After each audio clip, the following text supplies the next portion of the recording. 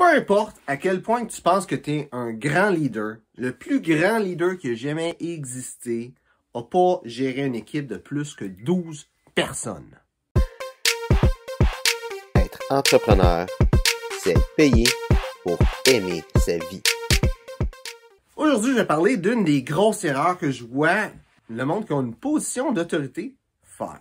Et cette erreur-là, comme j'ai dit dans l'intro, c'est sur 12 personnes, mais en gros, cette erreur-là, c'est de vouloir trop gérer.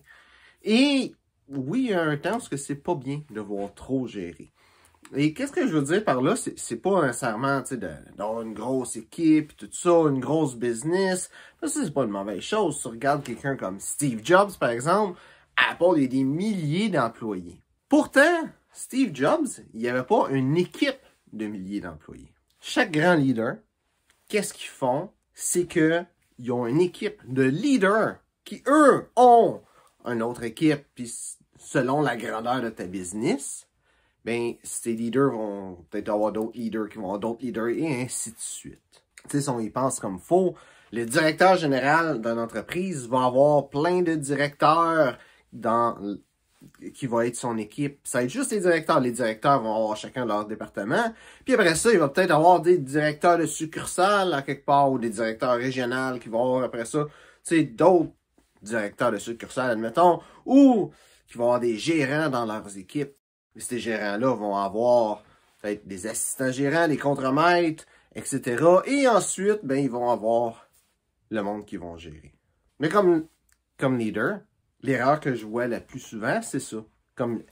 Plutôt comme gestionnaire ou personne avec une position d'autorité, c'est de vouloir trop gérer. Comme leader, c'est juste le palier qui est en dessous de toi que tu gères. Et le monde en dessous d'eux autres, c'est leur job de gérer ce monde-là. Pas à toi. Même si, à quelque part, il y a un titre d'assistant, assistant n'importe quoi, assistant directeur, assistant gérant, assistant contremaître, assistant, je m'en fous.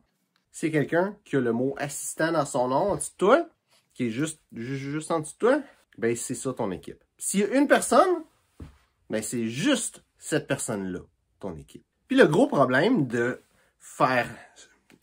pas faire ça ou de faire ça, peu importe, le gros problème, là, quand tu as une équipe et que tu veux gérer tout le monde qui est en dessous, c'est que tu peux pas faire une bonne job. Tu sais, premièrement, il y a une étude qui a démontré que tu peux pas avoir plus que 150 relations dans ta vie. Tu peux pas connaître plus que 150 personnes et bâtir une relation avec eux autres. Tu peux savoir que plus que 150 personnes existent, mais bâtir une relation avec eux autres, c'est impossible. Puis ces relations-là, après ça va être ta famille, tes amis, oui, tu sais, ton monde au travail, ça peut être des clients, ça peut être pas mal de monde, ces 150 personnes-là. Fait que ça va pas être 150 personnes dans ton équipe, spécifiquement. Puis même si c'est dans ton équipe, pour être capable de faire une bonne job comme leader, ça prend du temps. Ça prend beaucoup de temps que tu vas dédier à ton équipe. Et le plus que tu as de monde dans ton équipe, le moins tu peux dédier de temps individuellement aux personnes. C'est pour ça que ça te prend des leaders qui vont gérer le monde en dessous pour qu'eux puissent dédier du temps aux personnes en dessous d'eux autres. Au final, être un leader, c'est inspirer les autres à être en action et les pousser à avancer, à grandir, les supporter dans ce qu'ils font. Fait que quand que tu veux gérer trop de monde, trop de choses, ben qu'est-ce qui se passe? C'est aussi que tu fais pas une bonne job à ce niveau-là. Tu vas pas les supporter, tu veux trop en faire. Et si tu veux trop en faire, ça fait en sorte que le monde autour de toi va en faire moins. Puis pas nécessairement en faire moins, faire une moins bonne job, puis tout ça, mais avoir moins de responsabilités. Puis ces responsabilités-là, c'est important. Que quelqu'un se sente en contrôle, c'est extrêmement important. Parce qu'il y a une étude aussi qui a été faite que la chose qui est la plus importante pour une personne à son travail, règle générale, c'est de se sentir en contrôle. De sentir que, tu sais, un contrôle sur qu'est-ce qui se passe. Je vois des places où il y a une barrure sur la température. Quand il y a une barrure sur la température, tu dis au monde, on vous fait pas confiance à mettre une bonne température dans le bureau, fait qu'on met une barrure dessus. Mais ça, c'est juste un exemple d'une place qui va avoir un mauvais leadership, tout simplement. Puis, aussi stupide que ce soit, d'avoir une petite affaire de température qui est barrée, c'est une place qui va être propice à ce qu'il y ait du roulement d'employés. J'ai pas d'exemple à te donner, mais je suis sûr que tu es capable, par ton passé, de voir des places où tu n'avais pas de contrôle, puis ça ne te tentait pas d'être là. Ou que tu n'avais pas le contrôle, le monde autour de toi n'avait pas le contrôle, et il partait. Peut-être que c'est toi qui a fait ça, qui voulait garder le contrôle, et le monde autour de toi, ben, ils ont juste parti, tout simplement.